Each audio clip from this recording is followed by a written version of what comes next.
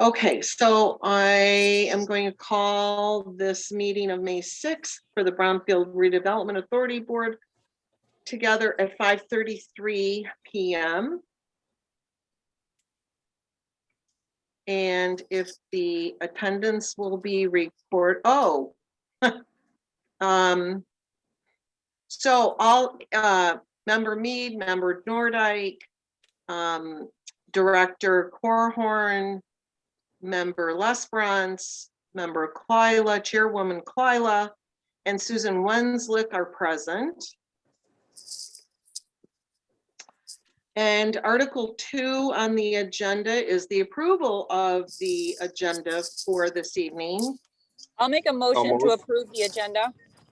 Support. Excellent. Motion by Lesbrance and supported by Member Nordike. And then if you need a few minutes for those of you to review the minutes for the April 15th meeting, and then we can take a motion to approve those minutes. So moved. I'll second. That was the motion by Nordike and seconded by Member Lesbrance. Sandra, are there any visitors on? Could you the vote? Oh, sorry. Yep, the vote. Gosh, I have a block with that. All in favor of approving the minutes of April 15th? Aye. Aye. All opposed? That motion is carried. Now, Article 4. Are there any visitors for tonight's meeting? We have no visitors tonight. All right. So we can move on to Article 5, which is consider charging an administrative fee for brownfield projects. And I know that all of that lovely work that Susan did was in the packet. So Susan, are you going to walk us through that information, and then if we can address any questions? Sure. One of the things I asked Ben and Sandra to consider is how much they thought their administration of the Brownfield plan would cost. And so I wanted to check in with Sandra and Ben first and see if they have any, that because that would help guide us. Is it going to cost $100 a year? Is it going to cost $1,000 a year? Sandra, did you have a chance to think that over? I don't have a great answer to that for you right now, Susan. I'm sorry. I don't know if Ben has any thoughts on that. Yeah, so I put some thought into it as well, and I agree that there's probably not a great answer because we don't know really what type of activity that we're going to see. We would hope that we would have developers that would take advantage of this, but if we don't, there's a chance that the BRA could, basically just be on autopilot for a while we're dealing with the Robinson Dental project. And then the other half of that is really there's the direct costs and there's the indirect costs, right? So there's certainly, every time we have a project come in, going to be some direct costs, whether it be mailings, holding the public hearings, the notices, but then of course you have indirect costs as well. Sandra's time, my time, legal review time, Susan's time, and those are hard to kind of to understand exactly as well. So I don't have a good answer, and based on the information that Susan provided us, I don't think a lot of people have good answers because those fees are really just they're all over the map. Ben, can I ask you a general question? Sure. A ZBA meeting or a planning commission special use permit, what are the costs for each of those? So Sandra would probably have a better idea on that. I think one thing that we could compare it to is we do have a application fee for Public Act 198 tax abatement applications. So if somebody wants a tax abatement application, we charge $1,000 for a district and we charge $1,000 for a certificate as well. Those are separate because they're two separate processes. Even though they can be run at the same time, they still require the same separate notifications for each one. But Sandra, do you know from the Planning Commission what those costs are? Yeah, for commercial projects, it's $500 for, site plan review or special use permits, zoning variants, those types of applications. And for a brownfield project, there could be two levels like Ben was talking about. So for example, somebody comes to you and needs a brownfield plan, but not a work plan. In this case, we're going to have a work plan too, as well as the brownfield plan we're looking at tonight. So you could do a two-step application fee like the other program and be consistent with that. One of the things to keep in mind, at least for this project, is that you can TIF to pay what the city or the township has been paying me. Sorry. So, if you want to do a couple $1,000 fee, that can help write off some of the costs that I have had to charge for, helping the township get through this. I don't know how the math works for that. I assume you guys can charge and then use that to pay me on an ongoing basis to reimburse the township for the costs incurred so far. And then, there's the ongoing cost of not only having the BRA meetings, but, in Sandra's and Ben's time, the township treasurer is going to need to be writing checks to reimburse the developer. Somebody's got to, kind of track as the taxes come in, how much TIF is available. So there is going to be some overhead to it. And like Ben said, that's kind of a hard to quantify cost. And I don't have a clue, never having worked in local government. So the other thing, and we're going to have some overlap in the conversation about local brownfield revolving fund and the admin fee, because you can charge one, you can charge the other, you can charge both. And what happens to that money when it comes into the township can be the same thing or it can be different things. So LBRF you cannot use for the administrative costs, and administrative fees you cannot use for cleanup. But there is some overlap in the center when it comes to like doing a phase 1, phase 2, the due diligence that happens whenever somebody buys a property. So if you wanted to set up a small fund out of the administration fee, that's something you could do and have just a little bit of slush fund to help somebody. I think those are especially effective for like a small business person who's going to open an ice cream shop on an old gas station, or, a flower shop, or, something on a small site that's probably going to have big environmental costs or big due diligence costs.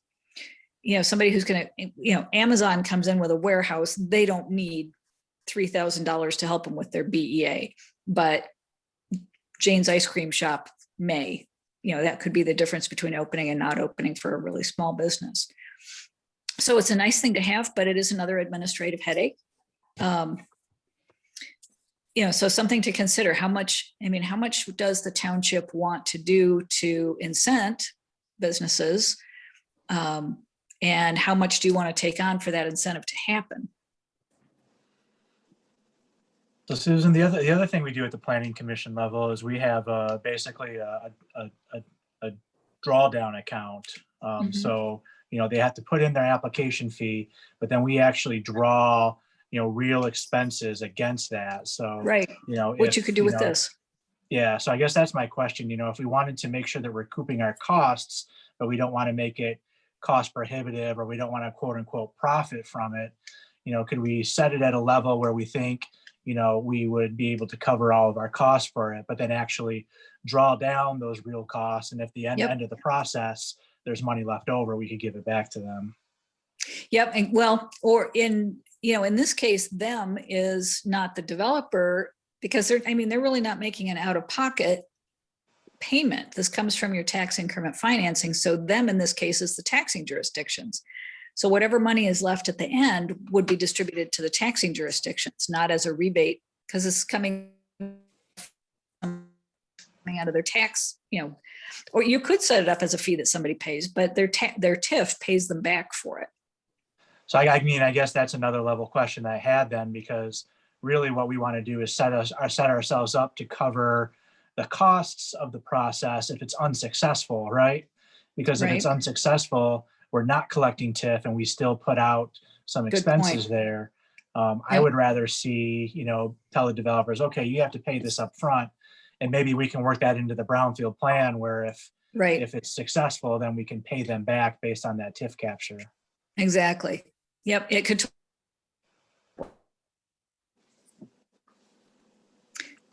So Can I make I was gonna say, could we make, like, what if we can change this later, right? I mean, we can always Oh, amend it. absolutely. I Yep, mean, what, definitely. for ease, and since we only have one project, I mean, what if we looked at like a two-pronged fee of $1,000 each and evaluate it on the next project when we have real numbers to look back at this? Robinson Dental is a real case study. Yep. Not only can we do that, Chris, we can also amend the Brownfield plan later if you decide later on you want to set up the local Brownfield revolving fund. You've got a couple of years until you really have to make that decision, because we can go in and change the Brownfield plan to say we can continue to collect the tax increment money after the Robinsons are paid back. So, assuming that they've got at least a couple years of TIF ahead of them, even if we don't end up got their upfront expenses. So you can decide to later on if you want a local Brownfield revolving fund, see if you get more people coming in for Brownfield help, whatever. Yeah, I like Chris's idea. Mhm. Having been in government for 15 years up in Traverse City area, it was a very touch and go subject back then, with the idea of having too much upfront cost. We are Right. truly trying to incentivize people to take literally a piece of dirt that no one wants to touch and develop it. So we've got to keep our eye on the ball, that we're trying to take an eyesore of Cascade Township and turn it into something that's not only good today, but the township will benefit from it decades to come. So the front end cost of trying to get something up front, I think, is easily overshadowed by the benefit that we're going to see for decades. Okay. So my 2 cents would be keep it as low as possible. Well, and that keeps it simple for your first one too. If you do just, $1,000 for the Brownfield plan, $1,000 for the work plan. Does anybody have concerns if we do it? I mean, I can make a motion, but if there's. I think it's a good way to approach it. All right, I'll make a motion to set 2 fees, one for a Brownfield plan and one for $1,000 for a work plan. Do I have that right? Yes. I'll All support. right. Second. Right. All right. I think that's a great solution. And then do you want to continue to talk about the local Brownfield revolving fund, or do you want to just wait and put that off and We still have decide to take a vote. We have to take Yeah. a vote on the right, motion. I'm sorry. Yep. So, Just like Michelle, I forget about the vote part. so the motion has been put forward to charge $1,000 for the plan and $1,000. So a two-pronged approach for the administrative fees. All in favor? Aye. Aye. All opposed? Motion is carried. Now, Article 6, Brownfield Revolving Fund. So based on the previous discussion, Susan, you're saying, do we want to put that off until later? Yeah, I mean, you can, because that, if you do a local Brownfield revolving fund, there are a couple different ways to collect that money. Typically, a Brownfield authority will collect all the taxes at the end of a project, and you can collect for up to 5 years. You are not prohibited, though, from collecting every year. So instead of waiting until the end, if you wanted to finance a local Brownfield revolving fund and have it available immediately, you can start collecting the first tax year and all the way through the time that TIF is collected, and even at the end. So you can collect, $5,000 a year now to kind of seed a fund. And then at the end, you can collect the whole $50,000 a year if you wanted to do that. So there's a different way to do this up. If you don't feel like you want to take on that now, then we can come back in a year, for example, and say, okay, I think, we have more demand for this local Brownfield revolving fund. Let's get it set up. And we can amend the Robinson Brownfield plan so that you can start collecting. This is not a decision you have to make tonight unless you really want to. I think with everything want being to so new, it makes sense for us to kind of wait and Mhm. see it develop. Yeah, good idea. Yeah, I support kicking the can. Do we need a kick the can motion, Yeah. or do we just leave Article 6 open? Whenever possible, we can kick the can. I think that's officially called tabling it, right? I was gonna say, can't we just Yeah, table that's- it and So a then? motion to table this? Yes, please. Mhm. So moved. Second, All right. Article Are we gonna Will you call the vote? question? Sorry. I'm gonna put like a note up on my screen. All in favor to table the discussion for a Brownfield revolving fund? aye. Aye. All opposed? Motion is carried. Article 7. Review and consider the Robinson Dental Brownfield plan. Sandra, you want me to just charge in, or do you have Sure. anything on No. this one? Nope, go ahead. I will let you, you're doing so well. Thank you. Oh, gee, thanks. So the Brownfield plan is, the state provides a format for it. You have to follow the format or they will not accept it. So this follows the format that's required. It can, it has all the information that's required. And this is sort of the big picture plan for you to approve that says, okay, we're good with the concept of using tax increment financing for this project. Later on, I'm going to guess probably in June, we will see it's called an Act 381 work plan. And that has the specifics like, we're going to take 17 samples from this location. We're going to haul off X number of cubic yards of contaminated soil. We're going to put it in this landfill. So you'll get a lot more specifics later. So this is, because this is a state format, you shouldn't expect a lot of real specifics in the plan at this point. Other than a couple of typos that David left in the Brownfield plan, it looks fine to me. We have not sent him these typos, any corrections yet, because I wanted to wait until after the meeting today to figure out what our administrative fees were going to be, or LBRF fees, so that he can include that.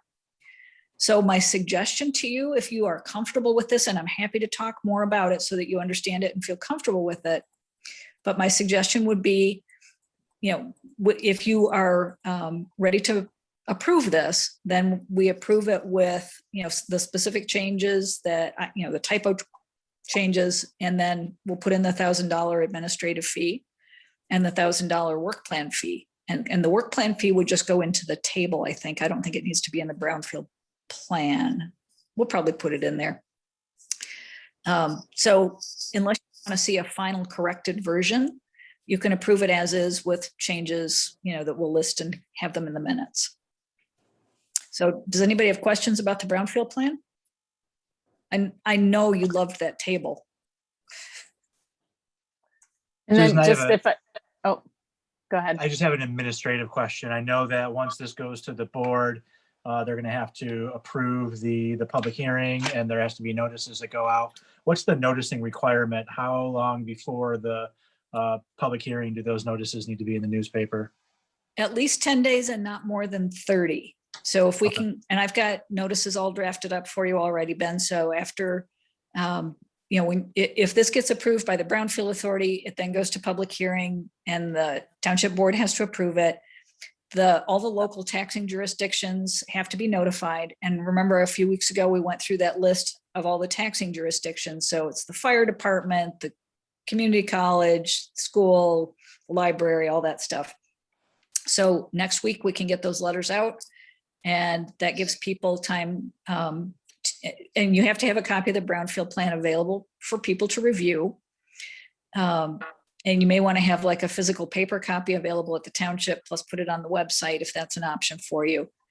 But give people a chance to look at it. The taxing jurisdictions and the public all have a chance to review it, and then they can comment at the public hearing, which we're hoping to have on May 26th. So Sandra, I would just forewarn you that I've had absolutely terrible luck with the Grand Rapids Press over the past year. Okay. So I would build some time into that schedule to allow them to make a mistake, because there's a good chance that they're going to. Okay, Yay. thank you.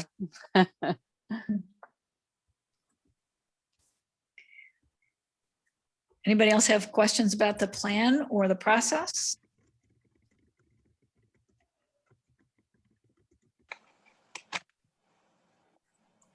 So we're ready to make a motion to approve the plan as is with, sorry, not as is, with some recommended changes that have been documented. Yes, I would say with the changes in the copy that you have, which were my typo changes, Right. and then adding the $2,000 fees and removing local Brownfield revolving fund. So moved. Second. Or third, I'm not sure. So the motion to approve the Brownfield plan with the changes noted, all in favor? Aye. All opposed? Motion is carried. Article 8, discuss and Great, thank you. consider virtual or in-person hybrid meetings. So I just wanted to throw this on the agenda again. I know at the April meeting, we talked about kind of doing it, making the decision, month by month, whether we would be virtual or in person. I am not sure, frankly, where we stand, and maybe Susan can help me with this. Obviously, this stuff is going to the township board, hopefully May 26th. Do we have anything, Susan, that the BRA has to discuss, or do we have a little break now in the action, or? Yeah, the next, where we are in the process right now is we're waiting for the Brownfield grant and loan to be approved. There's nothing you have to do on that. When the Brownfield grant and loan are approved, Sandra has to sign the contract. And, if you have contract signing authority from the Brownfield Authority so that you can accept the grant and loan, then we don't need a meeting on that. The Brownfield plan, after tonight, it goes to public hearing, hopefully on May 26th, fingers are crossed. If it waits another 2 weeks, it's not a tragedy, because if we have grant and loan approval by then, I'll be shocked. But there's nothing else that the Brownfield Authority needs to do on the Brownfield plan. When we get a work plan in, I think the Brownfield Authority has to review and approve the work plan. And that, again, is the really specific technical document. So we really don't probably need a meeting until you have to approve the Brownfield work plan, the Act 381 work plan. Okay. And then I know after that you're coasting, there's nothing else to do. I know that Kent County has extended the emergency order to allow us to do virtual meetings through June 30, I believe. So, I suppose we could talk about that tonight and say, if we need to have a meeting before June 30, do we want to do virtual, or do we want to do the hybrid? Or we can wait and see what that schedule is. And, I could get with Michelle and have that discussion. So does the board have any thoughts on that? Quick question. I got looped in because I used to sit on the planning commission, and I'm trying to find the email, but apparently legal counsel for the township suggested that we remain as a virtual instead of in person, at least through May. I wouldn't say that. So they've given us some cautions either way. Was but that- I think that especially this committee, right? So the big issue comes from, if you're going to have a meeting that's going to have a ton of people that show up, right? Okay. So if you're not able to distance and you have 75 people that show up, and you have to close the doors, how do you deal with that? And there's some logistic problems that come up with that. I mean, let's all be realistic, right? No, there's not going to be 75 people that are going to show up to the BRA meeting. So I think really I would leave it at the discretion of this board, whether they think it's important to, meet in person through that hybrid process, or if you think, virtually still works for you guys at this time. And in the event it's important to you to have me at the meetings, it'll cost a fortune for me to come, not a fortune. It'll cost you for me to come down to a meeting because it's 2 hours each way. And So- for that hybrid option, the nice thing is that, everybody gets to make the choice, right? So if there's 2 BRA board members that want to stay virtually, they can do that. If we want staff and consultants to come virtually, we can do that. We have a nice technological setup in the Wisner Center where people can make that choice rather than having everybody as a group choose whether we want to be in person or virtual. That flexibility is really nice right now. Mhm. Can we stay with the choice or have the option of virtual? What do you guys think? I guess that would be, maybe that's a question for the group. If we did decide to go hybrid, is there anybody that would, what I don't want to do is for us to say hybrid and then for everybody to say, well, we're going to come virtually anyways. So I guess there needs to be some flavor for somebody who has to say, yep, I'd like to be there in person. Can say I don't want to be there in person if possible, and would love to stay virtual. So I want to say Personal that I want preference. to be in person, but I don't. I just don't see a ton of demand from the public to if it was something that was more controversial, I would say like we should have it if possible in person, but I'm not seeing tons of demand for people wanting to see or to be present and participate. Like we record it so it's available. That's at least my perspective. Agreed. I mean, I think this is working well. I live in Granville, so it's 35 minutes. It's no big deal. It's not 2 hours or anything, but if it would be nice at some point to meet in person, but for decision making, it's not bad to do it this way. Well said. How do we put that in a motion, Ben, to say all that? I don't think we need a motion at this point. No. I think we would go at a meeting by meeting process. So if that's how everybody feels, I would recommend that we just say, at least now, if we're having a meeting before the end of June, that we meet virtually and keep the conversation on the agenda. If we meet after June and the county doesn't extend their emergency order, there's not a choice at that point. We have to go to the hybrid. Perfect. Ben, Thank you. Do you expect for the public hearing, is there going to be, should I plan on coming down for the public hearing? I will certainly be available by Zoom. If you would like me there in person, I can do that. It'd be great to meet all of you. I think that you can Zoom in for that public hearing. I think that's fine. I do too. Not that we don't want to see you, Susan, but if we can save ourselves some money by not paying for 4 hours Yeah. of drive time, that would be great. Yep, I get it. Okay, It so was just really scary seeing myself on that giant screen behind the board members. So, Sandra, do you want to Yeah. leave this discussion item on the next agenda so that we can just revisit it at the next Yes. meeting and talk about, okay. Yep, I will. And you may only need one more meeting. If nobody comes back and wants more brownfield help, or, at least until somebody comes back and wants more brownfield help, we'll need, like I said, the meeting for the Act 381 work plan. And, unless you like hanging out, you don't need to see each other again until the next time we get a brownfield plan. Would we need a meeting for any status update on the project, or just so we kind of know what's going on, or no? You don't need to meet unless you really want to.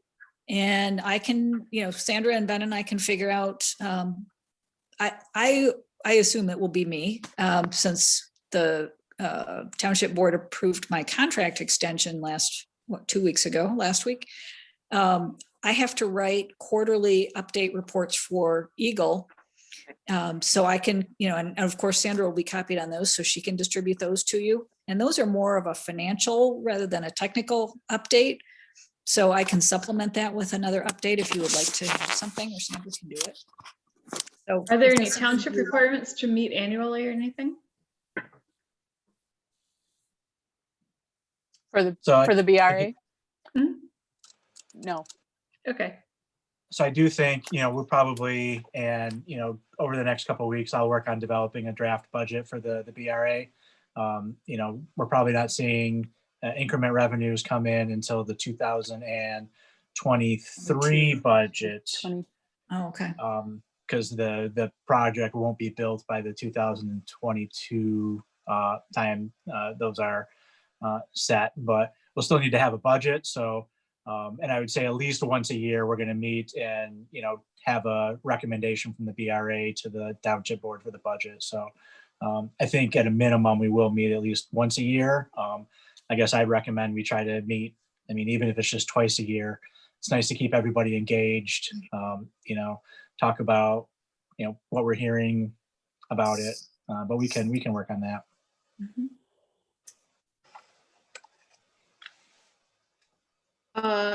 Article 9, any other business? We kind of talked about, do we have a meeting date set for June? No. We don't, not until we receive that Act 381 work plan. Mhm. And do we want to talk about any next agenda items, or do we not know yet what that needs to be? I think it will be that work plan, Right. and I'm not aware. Go ahead, Susan. I'm sorry, Sandra. Work plans do not need Township Board approval. It would just need the BRAs. So, there's not going to be any more public hearings or going to the Township Board until we need, like, for example, the Robinsons want to have their letter of credit adjusted down every year as the TIF starts coming in. So there's not really anything for us to do other than that Act 381 work plan, and we don't know when that's going to be yet. So stay I would just tuned for note that Sandra and I are working on putting data together to get a page on our website for the BRA. We had a member of the public at the board meeting that seemed to be interested in it. And, we would like to promote this as a tool to develop in our community, for those areas. We're not we're not a rotting urban core where there's a lot of, pollution. We do have a lot of green space, but for those places that could use, this program, we want to make sure the developers know it's out there. So we're working on that, and hopefully at the next meeting, Sandra and I can kind of show you guys, what we put up on the website. Mhm. Right. Even without, having a big industrial past or a lot of, what I actually see in a lot of smaller communities is a lot of gas stations. But anyone who buys who buys commercial property has to do due diligence. And so, again, for those small businesses where maybe $5,000 makes a huge difference to whether it's a go or a no-go, they may want to come and try and get some TIF reimbursement for some of their small upfront costs, or for reusing the gas station for the flower shop, that kind of thing. That would be great to know as a commercial realtor. Yep. I'm in Cascade Township all the time, and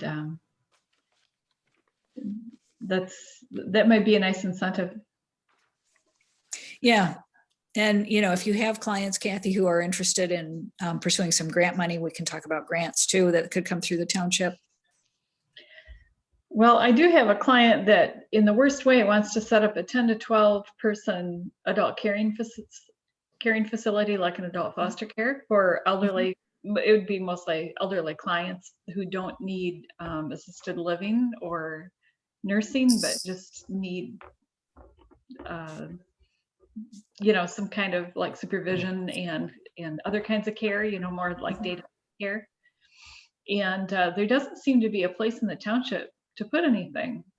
So that's not for our board, but I've been working a little bit with the township, like, where could this go? And they're like, you know, agricultural. Well, there's not a lot of agricultural land, and certainly not for sale, you know, and nothing suitable. So it would involve a lot of rehabilitation to even set that up. But that's what I'm working right now in Cascade Township, and it's tough. It's tough to find anything the township would approve. Andrew, that would be eligible in some of the commercial districts too, wouldn't it? No, I'd have- it's technically Yes. a residential setting up to about 20 people. Yeah. So, I'm sorry, you were gonna say? No, I was just gonna say I'd have to look through the zoning ordinance and just refresh myself with that, but Yeah, so for 6 residents or under, it's definitely residential and nothing else. For 20 and over, it's definitely commercial of some sort. And so in between the 6 and the 19 or 7 and 19 residents, it's kind of this gray area of where should it go. So it's been really tough to find a place, and you can hardly run it on 6 people or less. It's just not enough people to be efficient. So anyway, that's what I'm trying to figure out right now. So One of the grant programs that's offered through Eagle is a whole lot easier than this process that we've been going through with, with the bigger grant application. Basically, a phone call, can we do this? Yes, okay. And that's it. It's slightly more onerous than that. They want your name and address too. But that's a program for, where it is a smaller project, something that goes into the commercial district where, Kathy, your buyer is going to have to, in theory, do some environmental due diligence. That's a grant program that we could use that's really easy to access. So there are some options out there that the Brownfield Authority can help facilitate like that, that isn't necessarily a Brownfield plan and all this process stuff every single time. okay. So office is not allowed, residential, like a typical PUD or residential is not allowed by the township. I haven't found anything that is allowed. We keep finding really great facilities, but we can't move forward with any of them. So, we found a house with an elevator in it. We found a commercial building with an office building with a commercial kitchen in it. And it's like, that would work, but have you been working with Brian and/or Steve? well, I've been working with them in the sense that when I find something, I ask them if it's suitable. Right. Yep. And none of these, like I said, I don't think it's in your township plan. Like, I don't think it's been assigned a place in your plan. Okay. Therefore, it's either agricultural or kind of left to imagination. So I've read through your township ordinance different times, and I haven't found where it would want an adult caring facility to go. And so I think by default, it winds up back in agricultural. Okay. We'll have to do some homework. Yeah. It's kind of like, well, there's no infrastructure in agricultural areas to support 10 to 12 people, but I get it. It's the density,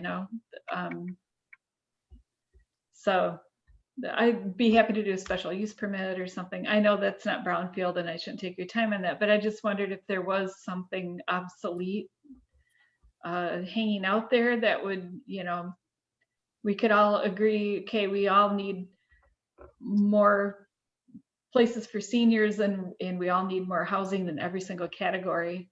Or do you know of anything in the township that's sitting there that could be revamped into something nice? So an old school, that kind of thing. So.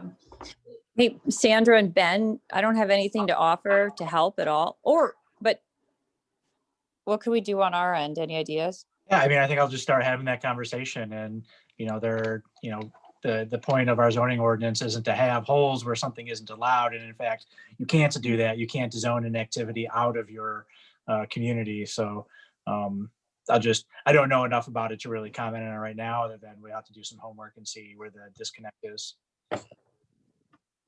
Yeah, I don't either, but I'm glad you mentioned it. Yeah. It's good to get new work projects. Yeah, For Ben.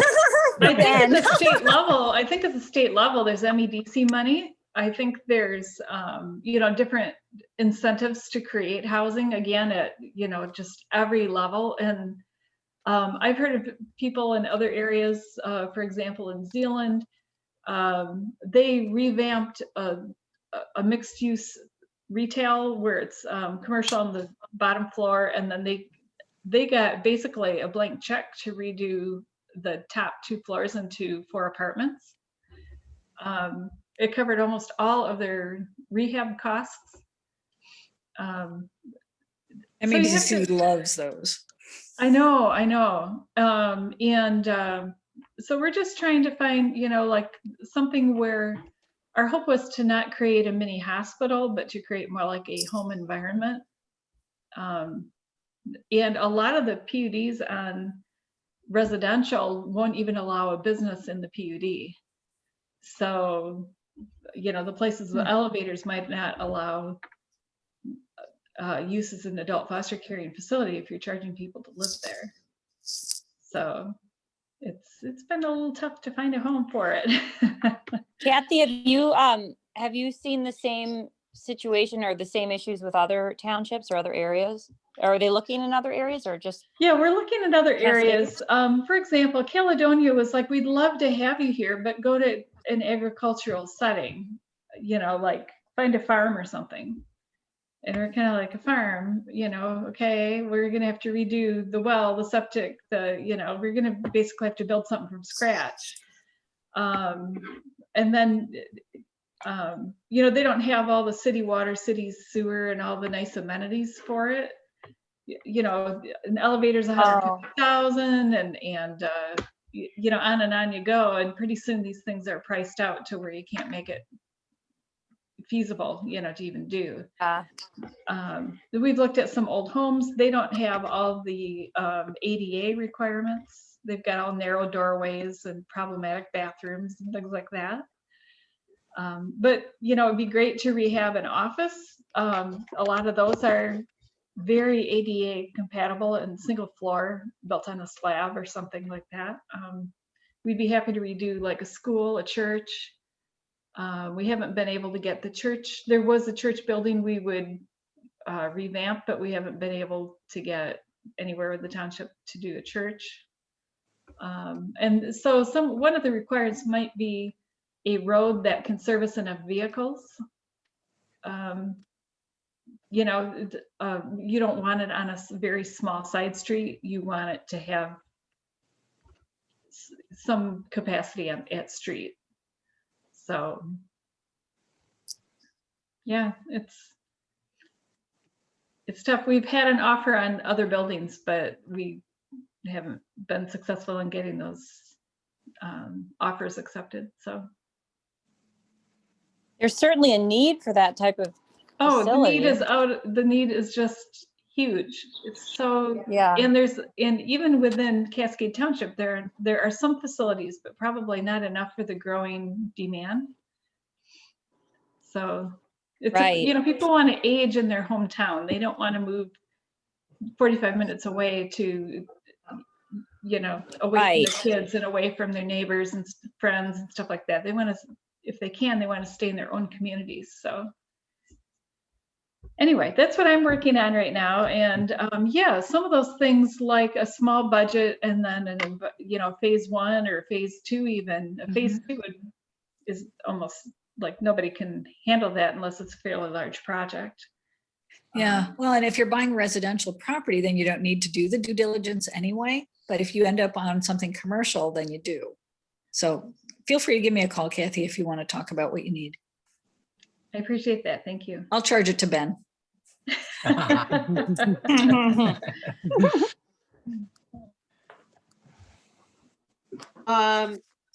Okay, I think we've covered everything in terms of next meetings. So I just need a motion for adjournment. So moved. Support. Second. All in favor? Aye. All opposed? Crickets. Have a great evening, everyone. You too. Thanks, just all. wanna Thank you, say- guys. Take I care. want you guys in all my meetings. These are just the best meetings. I mean, we get done with these huge agendas in half an hour. We're so. Thank you, That's how you everyone. guys were chosen. Thank Thanks, you. everybody. Everybody, Thanks, you guys. Take Bye. care. bye. Thank you.